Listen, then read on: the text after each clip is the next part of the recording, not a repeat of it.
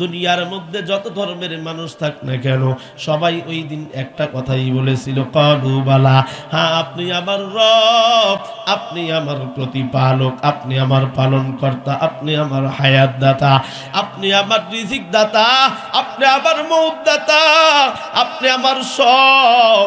ওই দিন সবাই এক বাক্যে বলে দিল, আল্লাহ আপনিই আমার সব, আপনিই আমার রব। কিন্তু ও বান্দা, দুনিয়ায় যায় তুমি যদি ভুলিয়া যাও, কেমনে ভুলবি? ভোলার কোন রাস্তা নাই। যেই কিতাব, যেই কালাম, সেই কিতাব ও কালামুল্লাহ যেই মাসে নাজিল হলো, বলেন তো সেই মাসটার নামটা কি? জোরে বলেন কি? এ ভাই, যেই রমজান মাসে কালাম নাজিল হয়, এই কালাম নাজিল হওয়ার কারণে এই মাসটার বড় দাম হয়ে যায়, মাসটা বড় দামি হয়ে গেল। এ বান্দা, আল্লাহ জানা দেয়, ও গোলাম, কোন রমজান মাসের কোন দিনে আমি নাজিল করলাম? ইন্না আনজালনাহু ফি লাইলাতুল কদর ওয়া মা আদরাকা মা লাইলাতুল কদর। মায়ার নবী কি বলা হলো? ও মায়ার নবী, লাইলাতুল কদর কি আপনি জানেননি? মায়ার নবী ডাক দেয়া বলে, আল্লাহই ভালো জানেন। আমার মালিক জানায় দেয়, বন্ধু, লাইলাতুল কদর এমন একটা রজনী, যেই রজনীতে যদি কোনো গোলাম ইবাদত করে, ওই রাত্রির ইবাদতের কারণে আল্লাহ 1000 মাস অপেক্ষা উত্তম সব তার আমলনামায় দিয়ে দিবে। জোরে বলেন। এরে আমার মুহাব্বতের বাবা, আমার ভাই, ও পর্দার মা বোনেরা গো, একটু দিলের কান লাগাও। বেশি সময় আমি কথা বলবো না, বড় কষ্ট হচ্ছে। এ ভাই, আল্লাহ বলেন, গোলাম এই কোরআনকে আমি নাজিল করলাম রমজান মাস, আর এই মাসের দাম হয়ে গেল কেমন জানো? এই মাসের মধ্যে তোমাদের প্রতি আমি একটা ফরজ বিধান দিয়ে দিলাম। এই ফরজ বিধান হলো রোজা রাখা। আর এই রোজার প্রতিদান কে দিবে জানো না? দুনিয়ার মধ্যে বন্ধু, তুই গোলামি করো, ইবাদত করো আমার, আমাকে রাজি করার জন্য তুমি নামাজ পড়ো, হজ করো, যাকাত দাও, তুমি সব কিছু মানলা। এই সমস্ত ইবাদতের সওয়াবগুলা আমি আল্লাহ ফেরেশতাদের মাধ্যমে লেখায় দেই। কিন্তু গোলাম কি জানো? রোজাদারের জন্য আমি আল্লাহ কি ব্যবস্থা রাখলাম, কি উপহার রাখলাম? আমার মাওলা বলে, হাদিসে কুদুসের মধ্যে আলোচনা করা হয়, এ গোলাম, তুই যখন রোজা রাখো, তোর সামনে পানি আছে, তুই পানি পান করো না, আমার ভয়। তোর সামনে খাবার যদি খাবার খাও না, আমার ভয়। এ গোলাম, ইচ্ছা করলে ঘরের মধ্যে দরওয়াজা বন্ধ করে দিয়ে খাবার খাবি, তোরে কেউ ধরতে পারবে না, তুই খাও না। এ গোলাম, ওযু করার সময় তুই পানি খাবি, ধরতে পারবে না। তুই পুকুরের মধ্যে গোসল করো, তুই পানি খাবি, ধরতে পারবে না। কিন্তু গোলাম, তোমার সামনে সব কিছু থাকার পর বলেন তো কার কারণে মালিক বান্দা এইরকম খানা আহার করে না? কার কারণে? কার ভয়ের কারণে বান্দা খায় না? আল্লাহ ডাক দেয়া বলে, গোলাম, তুই আমার ভয়, আমার জান্নাতের আশায়, আমার মোহাব্বত দিলে লইয়া সারাদিন সব কিছু তোর সামনে ওপেন থাকার পরেও তুই যখন গ্রহণ করলি না, এ গোলাম, তুই যখন সারাদিন না খেয়ে থাকো, ইফতার যখন সামনে নিয়ে যাও, সারাদিন অনাহারে থাকলে মুখের থেকে একটা দুর্গন্ধ বের হয়। মায়ার নবী বলেন, আমার আল্লাহর কাছে ওই দুর্গন্ধটা মিশক আম্বরের থেকে অতি প্রিয়। সুবহানাল্লাহ। মিশক আম্বরের থেকে অতি প্রিয়। মুখের দুর্গন্ধ রোজাদারির এখানেই কি শেষ না? ওই রোজাদার যখন ইফতারি লইয়া সামনে লইয়া যখন হাত নাড়াচাড়া দেয়, এইবার মালিক ডাক দেয়া বলে, ও ফেরেশতাদের দল, ওই যে যখন আমি গোলামকে বানাইতে চাইলাম, ওয়া ইয ক্বালা রাব্বুকা লিল মালাইকাতি ইন্নী জাইলুন ফিল আরদি খলিফা ক্বালু আতাজআলু ফিহা মান ইউফসিদু ফিহা ওয়া ইয়াসফিকুদ দিমাআ ওয়া নাহনু নুসাব্বিহু বিহামদিকা ওয়া নুকদ্দিসু লাক ক্বালা ইন্নী আ'লামু মা লা তা'লামুন। আল্লাহু আকবার। আর একটু জোরে বলি আল্লাহু আকবার। এরে আমার মুহাব্বতের বাবা, আমার ভাই, ও পর্দারের মা বোনেরা রে, আল্লাহ পাক ডাক দিয়া বলে, ও ফেরেশতাদের দল, তাকায়া দেখ, তোরা বললি দুনিয়ার মধ্যে খলিফা বানানোর দরকার নাই, প্রতিনিধি বানানোর প্রয়োজন নাই, এরা দুনিয়ায় যাবে, তোমার ইবাদত করবে না, গোলামি করবে না, তোমার হুকুম মানবে না, ঝগড়া ফাসাদে লিপ্ত হয়ে যাবে, খুন রাহাজানি করবে, চিন্তাই করবে। কিন্তু তাকা দেখ, সময় হয় না আমার গোলাম ইফতারের মধ্যে হাত লাগায়া আঙুল দিয়ে নাড়াচাড়া করে, যতক্ষণ পর্যন্ত মসজিদের মাইকে আল্লাহু আকবারের ধ্বনি না হবে আমার গোলাম ততক্ষণ পর্যন্ত খানা মুখে উঠাবে না। সুবহানাল্লাহ। ও ভাই, তোমার জন্য আমার জন্য আল্লাহ মালিক ফেরেশতার সামনে গর্ব করে আর ডাক দেয়া বলে, গোলাম তুই খাবার সামনে লইয়া নাড়াচাড়া করিয়া যখন আমার কাছে দোয়া করো, ও বান্দা আমি আল্লাহ তোর দোয়া কবুল করে নেই। সুবহানাল্লাহ।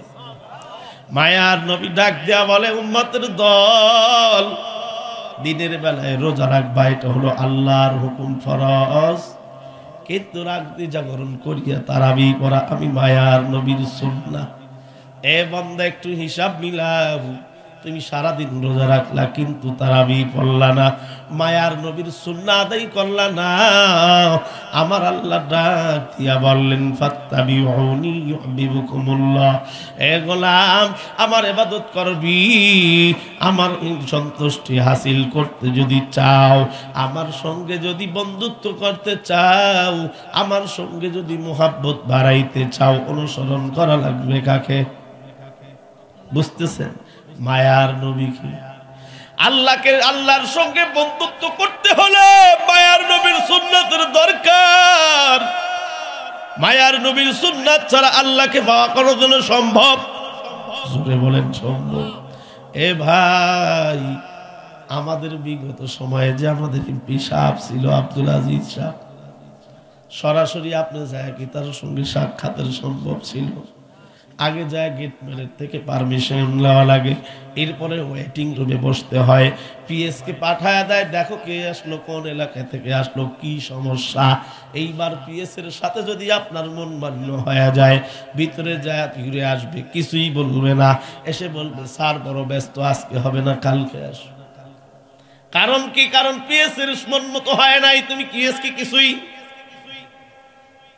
এ বান্দা, দুনিয়ার মধ্যে তুমি একজনের সঙ্গে সম্পর্ক করতে হলে টাকার দরকার, সম্পদের দরকার, কিন্তু আল্লাহ ডাক দেয়া বলে, ও দুনিয়ার বান্দারা আর বান্দিরা শোন, আমি আল্লাহর সঙ্গে সম্পর্ক করতে চাইলি, আমি আল্লাহর সঙ্গে যদি বন্ধুত্ব করতে চাও, আমাকে অর্থ দেওয়া লাগবে না, সম্পদ দেওয়া লাগবে না, আমার মায়ার নবীর ইত্তেবা তুমি করো।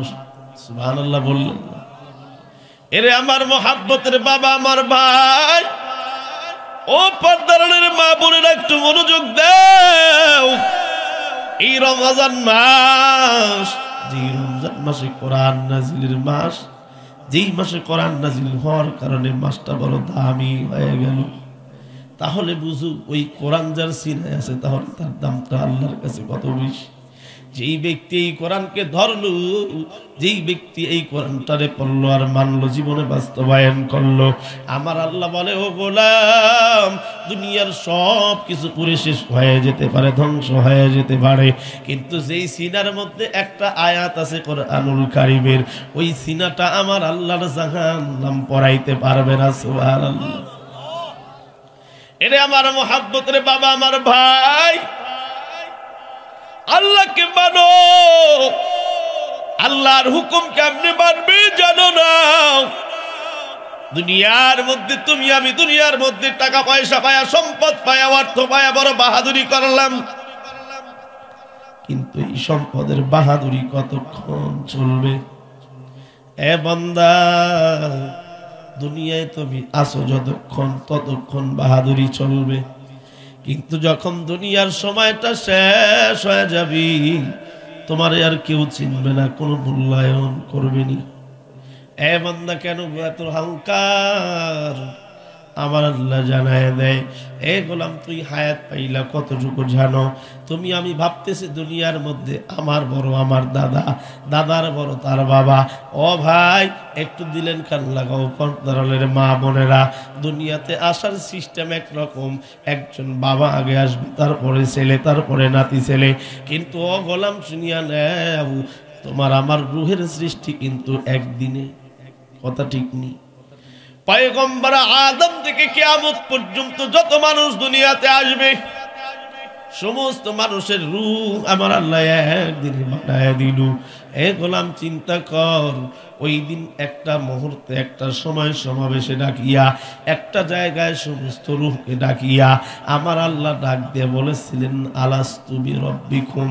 এ গোলাম, ইহুদি খ্রিস্টান বৌদ্ধ নাসারা চারাল হিন্দু যাই বলো না কেন, দুনিয়ার মধ্যে যত ধর্মের মানুষ থাক না কেন, সবাই ওই দিন একটা কথাই বলেছিল, ক্বালু বালা, হ্যাঁ আপনি আমার রব, আপনি আমার প্রতিপালক, আপনি আমার পালন কর্তা, আপনি আমার হায়াত দাতা, আপনি আমার রিজিক দাতা, আপনি আমার মৌত দাতা, আপনি আমার সব।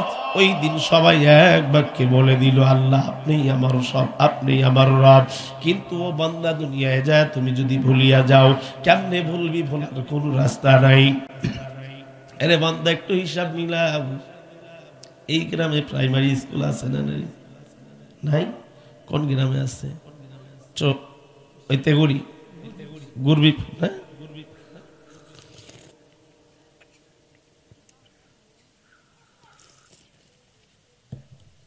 এই প্রাইমারি স্কুলে তোমার আমার সন্তান যায় যায় না? অনেকের সন্তান ক্লাস 3-তে পড়ে, পড়ে 5-এ পড়ে। এ বান্দা, ক্লাস 5-এ যে সন্তানটা পড়ে, ওই সন্তানের সামনে পিএসসি পরীক্ষা, ফাইনাল পরীক্ষা। এইবার সন্তানের রেজাল্ট যেন ভালো হয়, এই জন্য একটা টিউশনি মাস্টার রাখা লাগে কি লাগে না? কেন লাগায়? যেন সন্তান পড়া, ক্লাসের পড়া ভুলিয়া না যায়। ক্লাসের পড়া যদি ভুলে যায় তাহলে পরীক্ষায় ফেল হয়ে যাবে। আবার সন্তান পরীক্ষায় ফেল হবে, এই জন্য টিউশন মাস্টার রাখলাম। সকাল 8টা থেকে নিয়ে বিকেল 4টা পর্যন্ত ক্লাস করে আসলো। এইবার মাগরিব পরে টিউশন, পরের দিন ফজর পর থেকে নিয়ে 7টা পর্যন্ত টিউশনি কেন পড়ানো হয়? যাতে করে আমার সন্তানটা পরীক্ষায় ভালো রেজাল্ট করে। এ বান্দা, একদিন হঠাৎ করিয়া ওই সন্তান স্কুলে যায় না। এইবার মা তাকে বারবার রিকোয়েস্ট করার পর এইবার যখন সন্তানটা স্কুলে না গেল, হাতের মধ্যে একটা লাঠি লইয়া যখন সন্তানের শরীরে আঘাত করে দেয়, এইবার সন্তান চিৎকার আওয়াজ দিয়ে দিল। ঘরের মধ্যে ছিল ছেলের বাবা। ঘর থেকে বাহির হওয়ার পর ডাক দিয়া বলে, আব্দুর রহমানের মা, তুমি কেন আব্দুর রহমান রে আঘাত করলা? আব্দুর রহমানের কান্না আরো বেড়ে গেল। বাড়ে কি বাড়ে না? সন্তানকে মায়ে যখন মারে আর বাবা যদি সাপোর্ট দেয়, বলেন তো আওয়াজ বাড়ে না কমে? পাওয়ার বেড়ে গেছে। এ ভাই, বাবা সন্তান রে মারবে, মা কিছু বললে বাবা মার উপরে চড়া হয়ে যায়। সন্তান রে মা মারলে বাবা মায়ের উপর চড়া হয়। কেমন অবস্থা! আমি আব্দুর রহমানের জন্য এত কষ্ট করি, সারাদিন নতুনের মধ্যে খেটে খুঁটে টাকা পয়সা উপার্জন করে তোমাদের লালন পালন করি, আর আজকে তুমি আমার সন্তান রে মারো। এইবার ওই সন্তানের মা ডাক দিয়া বলে, আব্দুর রহমানের বাবা, তুমি তো শুধু কামাই করে আমারে দাও, লালন পালন তো আমি করি। রান্না করিয়া কে খাওয়ায়, গোসল করায় কে, তারে পরিপাটি করিয়া স্কুলে পাঠায় কে? এ বান্দা, আমার মালিক বললেন, ও গোলাম, তোমার সন্তান স্কুলে না গেলে ফেল হয়ে যাবে। তোমার সন্তান তুমি টিউশনি দিলা যেন লেখাপড়া বলিয়া না যায়। এ গোলাম, তোরে দুনিয়াতে পাঠানোর পর ওই যে তোরে আলমে আর ওয়াহের মধ্যে একটা তোরে সবক দিয়া দিলাম, আলাস্তু বিরব্বিকুম। ওই দিন তুই বললি ক্বালু বালা। ওই দিন তুই বললি ক্বালু বালা, হ্যাঁ আপনি আমার পালন কর্তা, লালন কর্তা। কিন্তু দুনিয়ায় যায় ভুলবি, আমি আল্লাহ তোরে ভোলার কোনো অবস্থান রাখি নাই। দিনে 2বার প্রাইভেট সিস্টেম আমি করি নাই, আমি দিনে 5বার তোর প্রাইভেটের ব্যবস্থা করে দিয়েছি। সুবহানাল্লাহ। এ বান্দা, খেয়াল করে শুনো, এই দিনে 5 বার প্রাইভেট কেমন? এই প্রাইভেটটা কেমন হয়? এই যে পাশেই মসজিদ, মসজিদে 5 বার আজান হয় কি হয় না? এ বান্দা, এই 5 বার আজান হওয়ার পরে 5 ওয়াক্ত নামাজি, এ বান্দা তুই যখন নিয়াত করলি আল্লাহু আকবার, সানা পড়লা, সানার মধ্যে সুবহানাকা আল্লাহুম্মা বিহামদিকা ওয়া তাবারাকা ইসমুকা ওয়া তাআলা জাদ্দুকা ওয়া লা ইলাহা গায়রুক, আউযু বিল্লাহ, বিসমিল্লাহ পড়ার পর যেই সূরাটা পড়া হয় সূরাটার নাম কি? জোরে বলেন কি? এ বান্দা সূরা ফাতিহার প্রথম আয়াতের মধ্যে পড়লা আলহামদুলিল্লাহি রাব্বিল আলামিন, আল্লাহ ডাক দিয়া বলে গোলাম এই 5 বার তোরে প্রাইভেটের ব্যবস্থা করলাম, আর 5 বারে প্রাইভেট ব্যবস্থার মধ্যে এই 5 ওয়াক্ত নামাজে 17 রাকাত ফরজ, এই 17 রাকাতের মধ্যেই 17 বার আমি রবের পরিচয় দিয়া দিলাম। জোরে কোন সুবহানাল্লাহ।